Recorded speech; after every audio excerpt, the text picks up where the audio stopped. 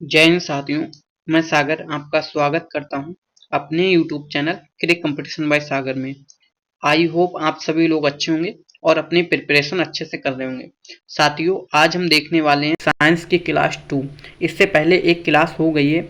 आपको मालूम एक क्लास किसके लिए है? रेलवे NTPC 2024 में जो भर्तियां हैं ALP और ALP टेक्नीशियन, ठीक है, टेक्नीशियन या जेई हो या आने वाली जो RPF ग्रुप डी आदि भर्तियों के लिए जो साइंस आती है वो वह सीरीज चल रही है। ठीक है, ये कैसी सीरीज है? सुपर फास्ट सीरीज है जो आपका बहुत कम समय में रिवीजन कराने वाली है। ठीक है, हम इसमें केवल क्वेश्चंस को पढ़ूंगा और उसके आंसर्स बताने के बाद जस्ट आगे बढ़ जाऊंगा। ठीक है, इससे पहले एक वीडियो हो चुकी है, वो प्ले लिस्ट में आप जाइए और देख लीजिएगा। उसके बाद इस वीडियो को भी देख लीजिएगा। चलिए ठीक है, बिना देरी किए हम स्टार्ट करते हैं अपनी वीडियो।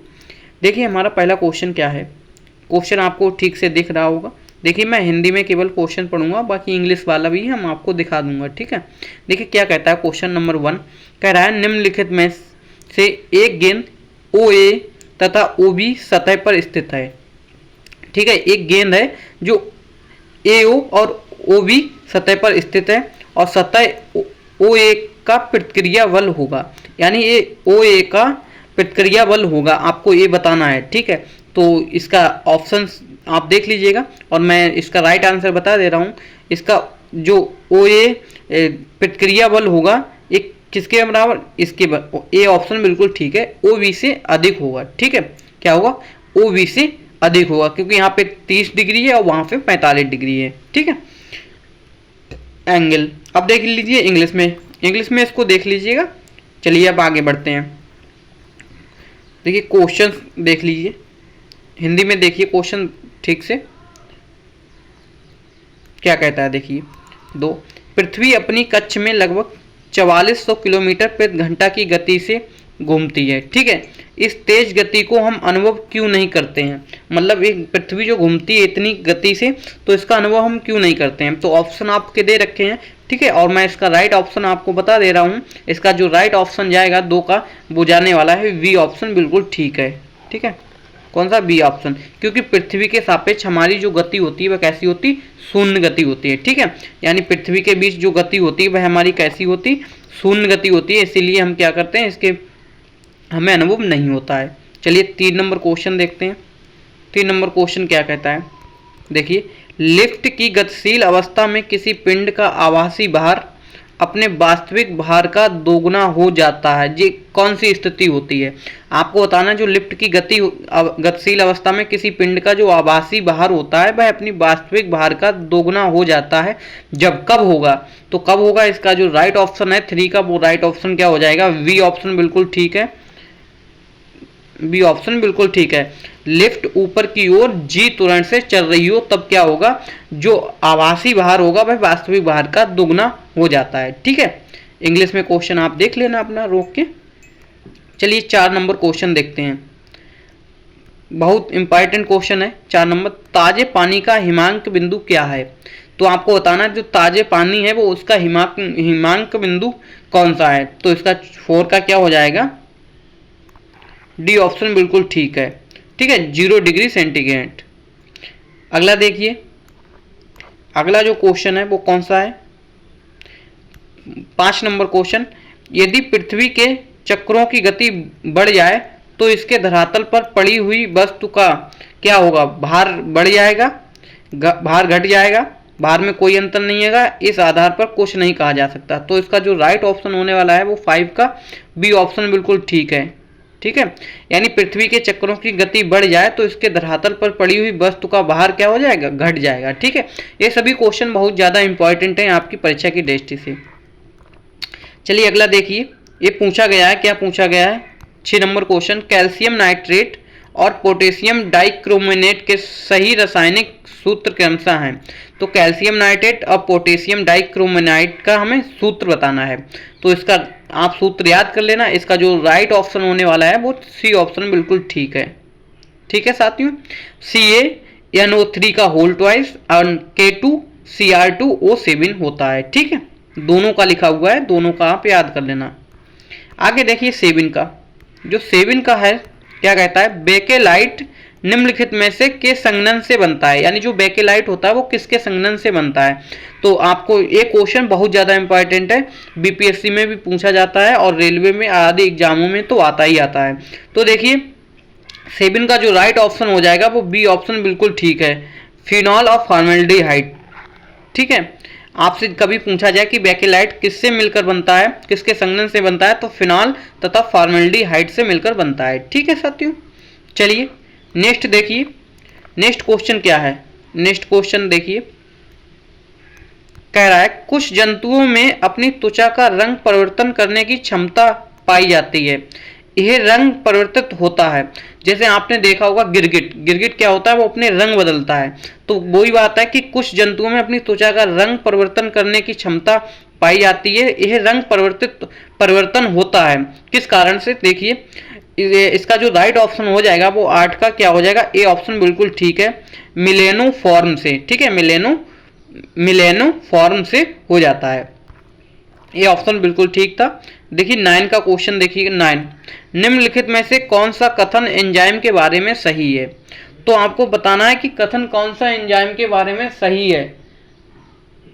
ठीक है, और उसके बाद में क्या, देखिए इसका जो 9 का राइट ऑप्शन हो जाएगा वो डी ऑप्शन बिल्कुल ठीक है। ठीक है, उपरोक्त सभी विकल्प सही हैं। अगला देखिए जो 10 का है, 10 नंबर क्वेश्चन देखिए। 10 नंबर जो क्वेश्चन है, नासा द्वारा अंतरिक्ष शटल में इस्तेमाल किया जाने वाला ईंधन निम्न है। तो आपको बताना जो नासा द्वारा अंतरिक्ष शटल में इस्तेमाल किया जाने वाला ईंधन निम्न है, तो वो कौन सा है। तो आपका ऑप्शन क्या हो जाएगा, डी ऑप्शन बिल्कुल ठीक हो जाएगा, तरल हाइड्रोजन होता है। आपको मालूम है जो अंतरिक्ष में शटल में इस्तेमाल किया जाने वाला ईंधन होता है वो तरल हाइड्रोजन होता है। ठीक है, डी ऑप्शन बिल्कुल ठीक है। 11 का देखते हैं, 11 का कौन सा है, भारतीय रॉकेट से छोड़े गए विश्व के सबसे छोटे अंतरिक्ष यान का नाम क्या है।